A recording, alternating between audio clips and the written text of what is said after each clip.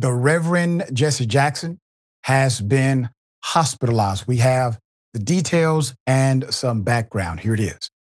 As many will remember, Jackson is a historic figure in the civil rights movement. We were told overnight he was brought here to the hospital for observation. Now, sources tell ABC News the 84-year-old is being treated here at Northwestern Memorial Hospital.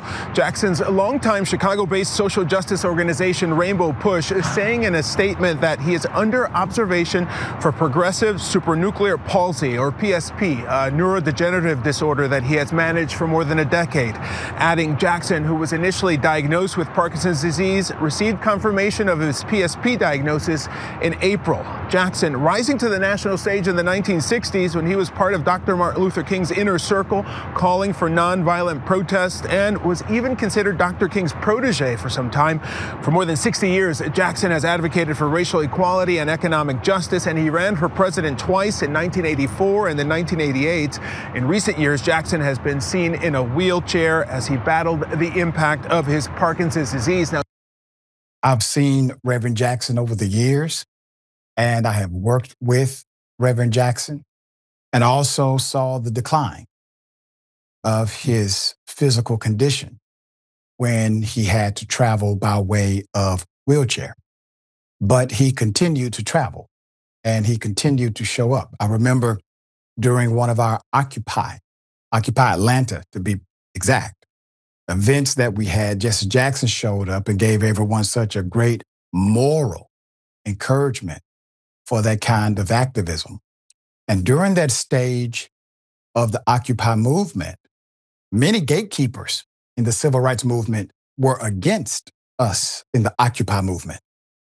And for Jesse Jackson to squarely side with us during that time, that pivotal time, gave us a significant amount of encouragement and also some credibility in our civil rights cohort.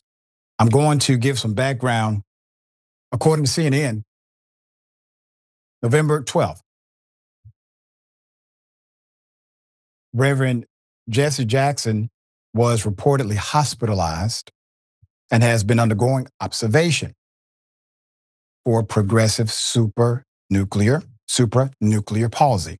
The progressive palsy is a brain disease that causes an individual to have issues with balance, swallowing, walking, and eye movements. That's according to the Mayo Clinic. The condition is caused by damage to brain cells. Reverend Jackson, considered a protege to the Reverend Martin Luther King Jr., King gave Jackson a role, if you recall, many years ago in the Southern Christian Leadership Conference, charged him with establishing the organization's presence in Chicago. Jackson rose to national prominence in the 1960s and has spent more than 6 decades advocating for racial equality, economic justice, and voter rights.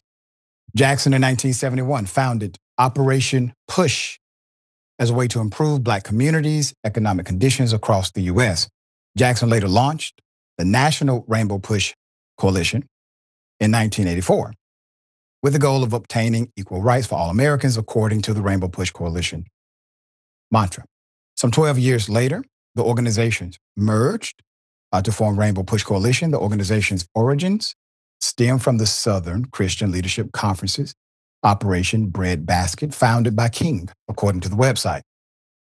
Jackson's health drew public attention in 2017 when he spoke openly for the first time about his diagnosis of Parkinson's, an incurable disease characterized by tremors, stiffness, and impaired movement. Quote, "My family and I began to notice changes about 3 years ago," Jackson wrote in a statement at the time, calling the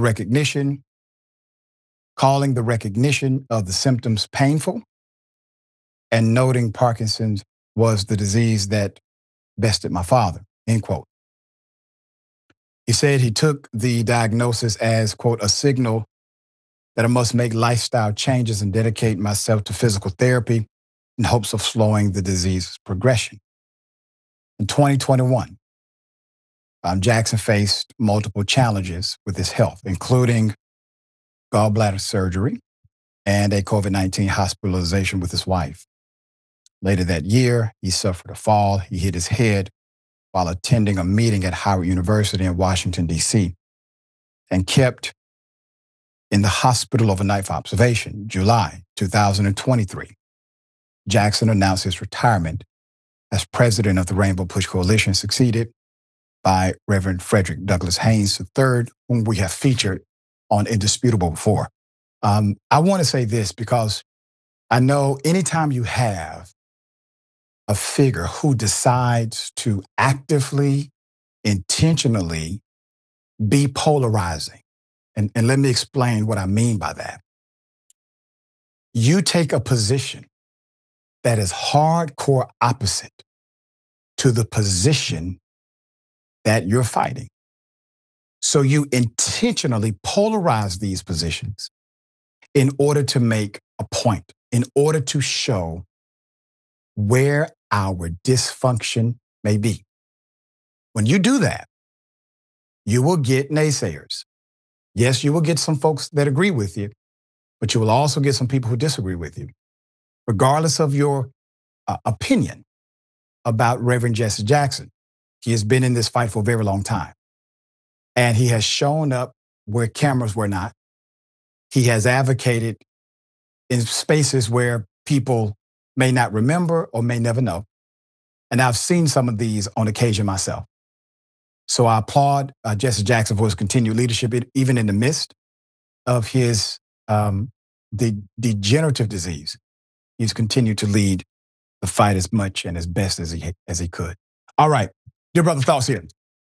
My thoughts are that this man, Reverend Jesse Jackson, has served our communities. And by our, I don't just mean the Black community. I mean the Jewish community. I mean the Palestinian community. I mean the Pan-Arabism community. I mean just any situation where there was injustice. He has shown up and literally put his money where his mouth is, meaning that he collected funds and was able to actually help us in our movement for civil rights, because Black civil rights is LGBTQ civil rights. It is always that. It's the only time that trickle-down economics actually fully works.